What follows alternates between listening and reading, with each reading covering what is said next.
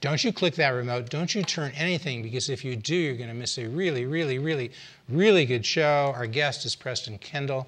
He is the president of Cristo Rey St. Martin College Prep in Waukegan, Illinois. The main thing is kids in the city of Chicago in the CPS schools, 80% failure rate. 20% or so of those kids read at grade level. 80% don't. That's an 80% failure rate. Look, this guy, he's got a school, he's got a model, he's got a network where they've got so much better. It's about 1,000% better. You could turn it around. You could have those 300,000 kids who are in failing schools in CPS, and in a short time they'd be succeeding. Okay, really. And are you watching Bruce Rauner? Are you listening and watching Pat Quinn? Because if you're not, you're going to miss a really, really, really, really good show.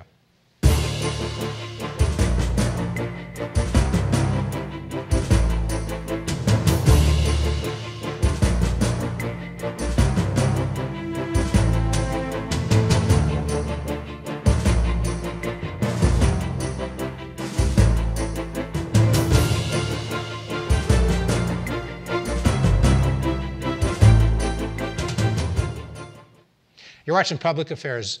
As promised, you know, Berkowitz is my name, politics is our game, but what we're doing tonight is a lot of public policy. We'll do some politics because the two are inextricably intertwined. But as promised, our guest is Preston Kendall. He is president of Cristo Rey St. Martin College Prep. It's Waukegan, Illinois. It's a high school of about 400 students. He's been there how many years now, Preston? 3 years now. 3 years. In operation, the whole school has been in operation how long? 10 years. 10 years, okay. It's a phenomenal story, really, because Waukegan's been going through tough times. The Waukegan High School, tough times. A lot of low-income students, right? Families, I should say, with low incomes, Absolutely. Minority students, significant Hispanic population. Correct. And somehow you set up shop, your school does, 10 years ago? Set up 2004. And you now have an ongoing operation. You've grown from how many students? Well, we started with 95 our first year, and we're now at 370. We're on our way to 400. So you started with one grade. That was ninth grade. Correct. Now you've got 4 grades. Got all 4 grades. We've got a couple of graduations under our belt. What's the success rate? Tell me, what's the number that gives people a sense of just how well you're doing? Well, I think the number in comparison is really important. But our numbers right now are that for the students that start with us in 9th grade, we graduated over 85%, made it to graduation, and of those, 100% into college. The 85% who got through your 4 years, 15% that started with you and didn't. Correct. But of those 85%, 100%, everybody goes to a 4-year college? 92% into 4-year college, colleges, the rest into an associate's degree program. Okay, and then you don't have a long enough period to say how well they do in terms of what percentage complete a 4-year college program in 6 years, but your network does. The Correct. Cristo Rey network includes in Chicago, Pilsen, Austin, and you folks, right? Correct. And then, what, 20 or so schools outside of Illinois? 23 others, Okay. and growing. And that network, what's the statistic there that gives people an idea of how many of your kids go on to complete a 4-year college education within 6 years? Right. So our graduation rate as a network with some of our older schools is 55%. And if you look at the national averages... Which means what? The 55%? It means the 55% means that 55% of the kids that start college complete college, and that within 6 years. College within 55%. 55%. And what do you know what the statistic is for CPS, Chicago Public Schools? How many of those complete college in 6 years? It's I believe it's less than 10%. Yeah, it's 6, I think. 6%. Might be 8, but I think it's 6. Right. So you do 55%, CPS does 6%. Correct. Folks, I just learned that today. We're taping this show on August 6th. I find that so phenomenal. I mean, did you ring up Bruce Rauner and say, Bruce, you got a minute? I just want to tell you one statistic. Bruce, if you haven't heard, is the Republican nominee for governor in the state of Illinois. He's a big fan of charter schools. Did you do that? I have not done that, but I will Try say it tomorrow. that I'll do it tomorrow. See if he takes your call. Have you tried it with Pat Quinn, because he's the governor in the state of Illinois? No, we have not done it. Could you do that Quinn. tomorrow? Just try it for me. Okay. If he takes your I'd be call, happy fine. to. Because I'm hoping Bruce and Pat, the Democratic nominee, Pat Quinn, the Republican nominee, Bruce Rauner, we're fair and balanced here. Go to both and say, look, that's not the whole state of Illinois that I've talked about. Right. But CPS, you know, Bruce, you know, Pat, only 6% of your kids graduate from college within 6 years. And our network does 55%. Right.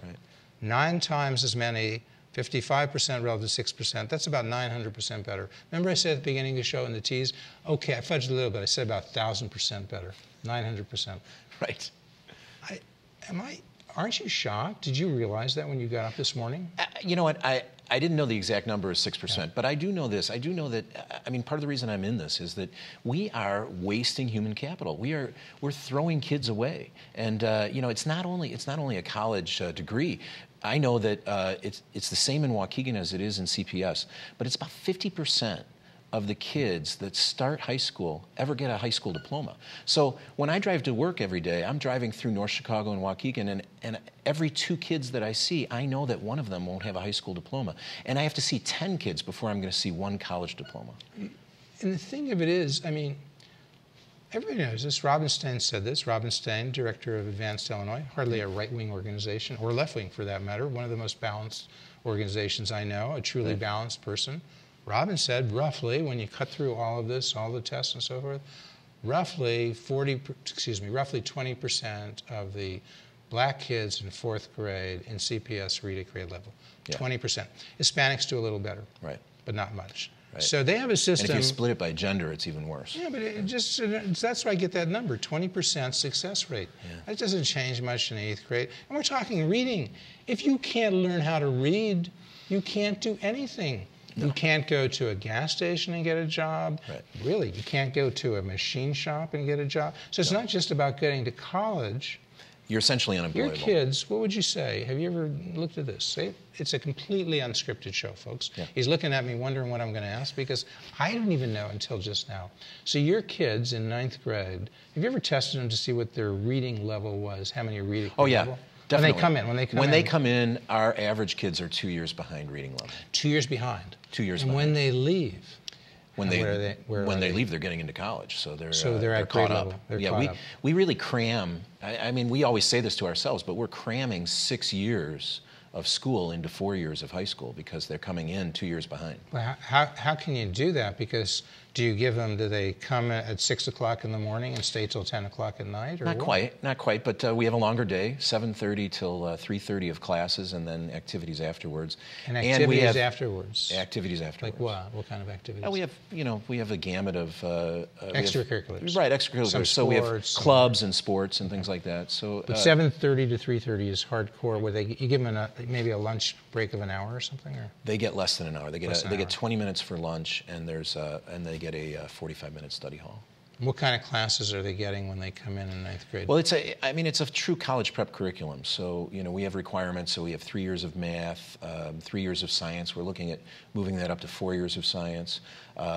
We have 3 years of social studies, 4 years of English and literature. We're a Catholic school, so we have 4 years of theology, and so really what we're looking at when we set our curriculum is what our college is looking for. Obviously, language. That's another one. But what are colleges looking for? Do they get some art? Do they get some time for art? It's more of a club, unfortunately. So I would say that's one of our weaknesses. Outside the school day. Because you just don't have time. If you're focusing on that college prep with kids who are coming in behind, you have to set some priorities. Doesn't mean that you personally think art is unimportant. Exactly. But you have to find some time outside of the day for that. Or music. Music, or anything art, outside theater. music. So we have a theater group. Right. We have, we do have kids. We have some very talented kids, but we have to find other ways for them to express themselves. But these kids now, look, I think you have now about a $12,000 tuition, right? That's correct. Well, $12,000 is the cost per student. Right, that's tuition. $12,000 is the cost. Right. It's a private school, so you probably say to these kids from these Low-income families, maybe family income of about $28,000. That's your limit. Nobody coming in has a family with above 28 income, or no? That's you're getting for one it's person? a little confused. For one person, it would be $14,400 per person income for the family. That's our upper limit. Say if there's a kid in a family with two parents, what could their income be? Well, it'd be $42,000. And if they had two kids, then it could be another 14, 56,000. Okay. Right. Now that's our upper limit. That's your upper limit. Those are our wealthiest families. You can't be any higher than that. So our average family right now makes $36,000, and the average family size is 5. Okay. Average. $36,000. Yeah. So they probably couldn't pay the full freight, the full $12,000 per kid per year. No. And in fact, so your tuition for your kids is how much? We ask the families to pay $2,500. On average, we're collecting between $1,200 and $1,300. But these kids do, in a sense, pay in their time. Now tell people how they pay. Okay. In addition to the family requirement, all of our kids go to work. This was really how do we give a college prep education to young people whose families just don't have the resources, and we came up with this idea of the corporate work study program. So what we do is we take our student body and we divide it into 4 groups, and a team of 4 students will hold down the equivalent of a full-time job. And then on the other side, we become the student's employer. So they're not only our students, they're our employees, and we put them on our payroll, workers' comp, our liability coverage, all of that. You're handling all that. These companies are providing the jobs. Then we go to the companies, and we ask them to basically outsource a job to us, and we fill it with a team of students, and the students take the money they earn from those jobs and use it to pay for their education. So 4 students will share a job around the year, right? Correct. One job, for which the company would pay approximately how much? About $30,000. $30,000. And so the students are being paid a fourth of that because they're sharing that. Right. They're getting $7,500 a year. $7,500. So students are, in a sense, paying $7,500 toward their $12,000 cost of education. Yeah, they're contributing that. Yeah. So they're sort of learning the value of money. Right. Right. Well, they're learning it awfully quick at our schools. This is not a free ride, so to speak. No. Or a full ride, or whatever they call it when you get to go to school and it doesn't cost you anything. That's right. So one, you're grinding it out. You're spending what per week, if it's a 40-hour-a-week job that you're sharing, you're spending about 10 hours a week working, right? Approximately. What happens is because 4 kids share a job, you have to look at it in a 4-week rotation. And what happens is each student has 3 weeks where they work only 1 day, and 1 week of those 4 where they work 2 days. And how many hours are they usually working when they work? It's a full 8-hour day. And not only is it a full 8-hour day for them, they come to school at 7:30. We check attendance and dress code, and then we put them on the buses. So, it's a long day for them. So 1 day a week they don't go to school, is that what it is basically, and they go to work? Right, and essentially when they miss classes, or are there other people taking those same classes? Is that how that works logistically? No, it doesn't. Everybody goes away from that class, so that class is not being taught that day. The easiest way to think about it is 4 students share a job, and so our typical team of students is 1 freshman, 1 sophomore, 1 junior, and 1 senior. I see. Okay. And so when the freshmen get their class schedule, they don't have classes on Tuesday, so they go to work every Tuesday without missing class. They don't have their fellow freshmen classmates in class, and they're not. The whole class is gone. The whole classroom's empty. And what would be some typical jobs or employers that they may work for? This is they're all professional kinds of jobs. So we have jobs at banks, at pharmaceuticals. Different professional companies. And Abbott might be one? Oh, yeah. I can because your school is located in Waukegan. For people who don't know the area, Abbott's reasonably close, right? Abbott, Takeda, W.W. Granger, Walgreens. Those are some of the larger companies. And then we have a lot of smaller companies. We have even some manufacturing companies where our kids are working in the office. What do these people do? They just go in there and it's like make work. They don't really do anything? No, it's a real job. They really do something? It's a real job. They have to earn their keep. I mean, that's a real issue for us. Is that like this year, for example, better than 95% of the companies that were with us last year have returned for the coming year, and that's a good indicator to us that they're getting real value from the students. So the students are going in, and they're a lot of computer work. They would do a lot on spreadsheets.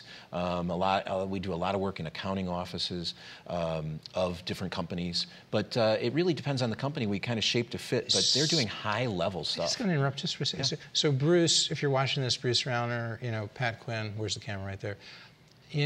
Because Pat, you got these ads running around saying what what Bruce is doing in terms of whether he paid taxes some years, whether he paid at a lower rate, and somebody else. So that's what your campaign, a lot of that stuff is doing. You know, and Bruce, you're probably going to be running these ads saying Pat Quinn wasn't doing this and this about pensions or this and that. This is where the rubber hits the road. Okay, I understand politics, and you folks, I want you to come on, both of you, Pat and Bruce. We'll go through that. We have to. But hey, can you imagine if one day you just said, I'm going to run an ad talking about this guy, what you guys are doing, and what we're going to do is try to emulate that. And Bruce, do the same thing. Just one day, sort of a pact. You know, like a truce, okay? Like the truce between the Israelis and the Palestinians. We'll call it the Bruce Maybe a more pact. lasting one. You see how important this would be? Because you're talking about what you're doing with these kids.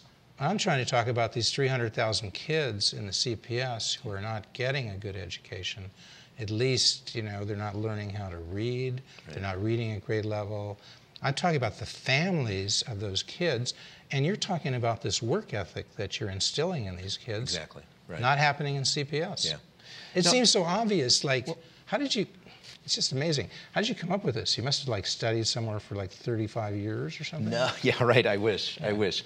The original idea came out of a group. We're talking about how can we open a private college prep school that are traditionally tuition driven, and how can we open one that specifically for low income families who don't have the resources. And somebody in the room said, hey, what if everybody worked? And then a guy, I'll introduce you to him, Rick Murray, said, you know, let me take this back and think about this. And then it was Rick that kind of came up with this idea of sharing and the employee leasing piece. And then I came on board to really say, okay, here's an idea. What does it look like? How do we flesh that out, and how does it really operate? It's all sort of basic economics. I can't resist going here, you know. So we're taping the show, I said, on August 6th. July 31, a lot of people wouldn't know, but it was sort of Milton Friedman Day. Had Milton been alive, he would have been, I think, 102. That's 102, right. He died about 6 years ago. He was 96, 102. Okay. So here it is, you know, Milton Friedman, Capitalism and Freedom. Here it is, find this. See, Capitalism and Freedom. Someday, there we go. Get a nice picture of that, Milton, Capitalism and Freedom.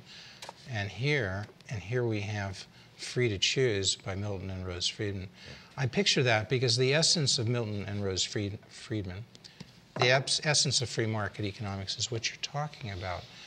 You know, a lot of people can be talking about who's a Marxist, who's a socialist, how much we spend in government, and all that. Right. But you're where the rubber hits the road. These kids are wealth creators. That's right. And because they're wealth creators, these corporations, folks, all that bashing about corporations, and is a corporation a person? Yes, a little bit of proselytizing. Corporations can be good things, right, because they create wealth. Adam Smith, The Wealth of Nations. And if you create wealth, then that wealth can be used to fund an education, which is an investment, as many like to say in politics. Yes, a real investment in human capital. Right. I think for me the real issue is that these kids are smart, they're talented, they're hardworking, they're gritty, and they just need the opportunity to show what they can do. And part of the problem is that for whatever reason, especially low-income kids, our country, our city, wherever you want to look, we're just not giving them the chance. And that's something that we're doing. So they're motivated because there's a covenant between, and this is important. I had the benefit of seeing Preston speak recently at an Illinois Policy Institute event. And that's one reason why he's here. And I'll be candid. So he spoke for 25 minutes, and I wasn't really sure what it was that made your schools tick, so to speak. And remember you told me there were 3 things. We had a little private conversation after. That's right. You remember those 3 things you told me? I think I can remember them, sure. Okay. I think first is that we have incredibly mission-driven teachers. Right. And you know, as a private school, we're not paying as much as the public schools are able to pay. And so our teachers are not there to make a whole lot of money. They're really there for the mission. And so I think that's number one. I think number two, if you ask our kids, every year at the end of the school year, we survey our students. And one of the questions is, what's the best thing about Cristo Rey St. Martin? What do you like best? And you'll get one of 2 answers. You'll either get, I love the job program, and I love that. Or you'll get, I love that this is like a second family, and my teachers care about me. And And you know, I would say right now it's about 2/3 of the time you'll get that as your first answer, and about 1/3 of the time the work program. So it's these motivated teachers who are involved, and Right. these students who appreciate that, Right. and it's this community Right. of the second family. You say you're right about now about 400 students. Yes. You're growing. You say you don't want to get more than 500 because you'll lose that community. That's right. That's right. 1,000, You too start to much. become a number. Right. You start to become a number, and we try to instill that. Well, And what? So there was one, the motivated teachers. Right. To this small community. Okay. Right. And well, and that maybe there are 4 fifth A's. Because I've just mentioned 2, but also the work-study program. Yeah. Yeah. And that's really unique to you folks. Not done at most other schools. Correct. People are learning the value of work, the discipline of work. You know, we talked to many people in their first job. They learn to set the alarm clock, be there at a certain time, stay through a certain time, dress a certain way. Correct. These are all things Right. that many people in high-income families, they've learned this culture they take as a given. Exactly. If you're not in those families where work is not a given, Right. you learn that by going to work. Exactly. And the other thing, I think it's even beyond that, because of where we're placing them in the professional work environments. They're also meeting people, and this is not a diss to their parents in any way. Their parents are heroes. But they're really meeting people that have a chosen career. It's not just work. It's not just something to Sleep go or love. to. Well, it's something. It's an organization that you go to and you can contribute to, and you can really use your talents to their fullest, and you can do that by choice.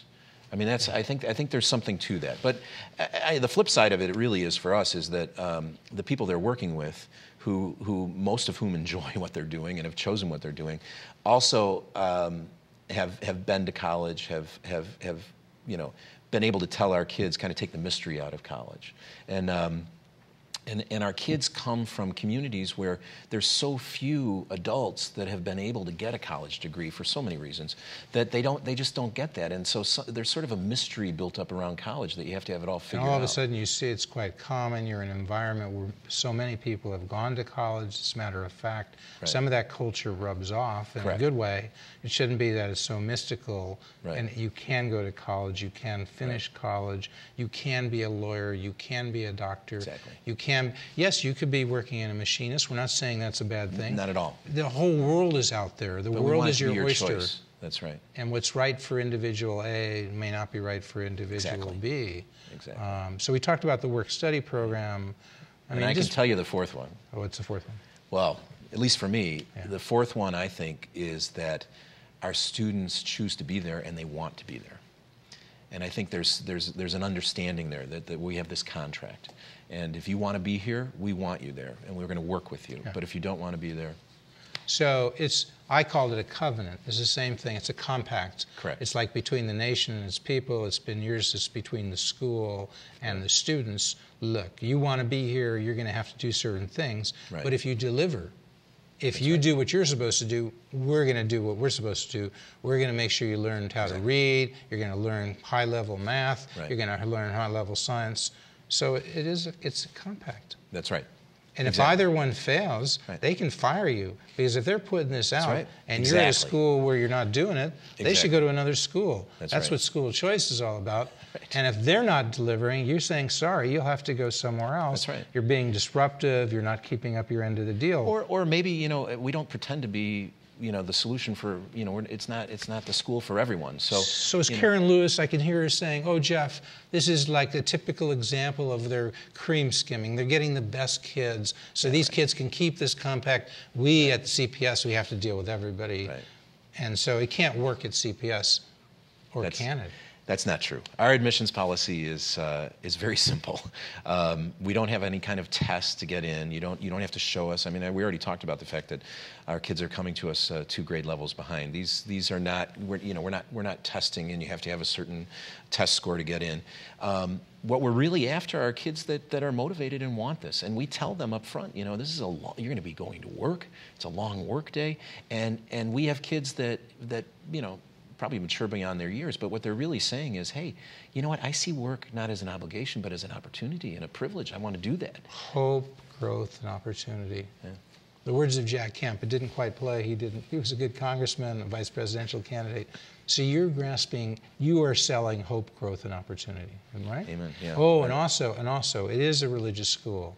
We're not pushing for any run religion. Perhaps most importantly, I would call it heart and soul. You know that old song, Heart and Soul? Yeah, right. You're teaching kids, if you put your heart and your soul and your passion into this, and think about it. Think about something larger than yourself. Right.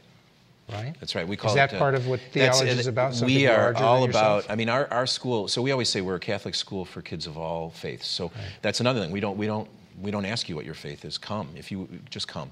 We do have theology classes. Right. But the real important thing for us is we talk to our students about being persons for others, and to have that sense that I'm not just here for myself, that I have gifts, I have talents, and the real reward is using those to really help others. And I think when we talk about our students feeling like they have a real sense of a community and a second family, that's an integral piece to it. Our kids we don't require any community service hours, but we promote it like heck. And this year, it was over 70% of our kids were involved in weekly community service outside of school and outside of work. And I'm telling you, I'm so proud of that, because what they get, they have this taste of what it's like to have an impact on somebody else's life, and that's so life-giving. That and you know, our whole thing is that if we can get you to and through college, that's our measure. But our real hope is that once you're out of college, it's not about just getting the best job for yourself, or even for yourself and your family. It's about getting a job that is going to have an impact on the community. So we've been talking to Preston Kendall. He's the president of Cristo Rey St. Martin College Prep. It's in Waukegan, Illinois.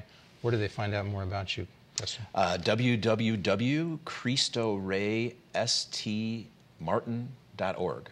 And you should have been seeing this on the screen as you've been watching the program. Can they just call you up? They can call me up. If there's a family that wants to get in school, are you approachable? I'm approachable. I'll give you my mobile number. It's 847-287-8741. Okay, folks, you heard it. One more time, because maybe there's a parent out there, and maybe they're a hardworking parent, and they say, this is what my kid needs, and happen to be in the area. Do they have to live right there in that area? Can they travel if they want to? They can travel if they want to. We have one family that comes in from Round Lake Beach. We have some families, obviously, from North Chicago and Waukegan. You've got schools you have another sister school in Pilsen? We have a sister school in Pilsen that gets kids from Pilsen, Little Village, back of the yards, and then in the Austin neighborhood on the west side. So we pull from Austin, Humboldt Park. So what's that cell number again? 847-287-8741. And, you know, Bruce Rauner, if you've been watching this, or somebody on your staff, you might want to give Preston a call. I do have to come Pat clean. Quinn, I have to come clean on something. Yeah? Our school in Pilsen has a job at GTCR. So you have a job at GTCR. Rauner's company. Right. But you also have people from your school in Pilsen working with Rahm Emanuel, right? We do. Part of that corporate work-study program. It's a government sort of work-study program, Well, you know what, right? this program, I think for And it's people, paid for by private donors, right? Private donors pay for our kids to work in City Hall, but Rahm Emanuel is a huge fan of ours. And, you know, I think it's, what I love about our program is it cuts across any kind of political affiliation, because, you know, what this is really about is giving kids a great chance. We're going to continue to speak as the credits roll, but I very much want to thank, there's the camera again, I lost it. I very much want to thank our guest, Preston Kendall. He has been fantastic. It's a fantastic story. You're going to have to come back again. We didn't I would finish love it. Thank you, you, We're going to keep talking. Can you scale this up really quick? Just tell me, how could you do this in 300,000 students that CPS could benefit? Instead of having a network of 20 schools, you might have a network of, 2,000.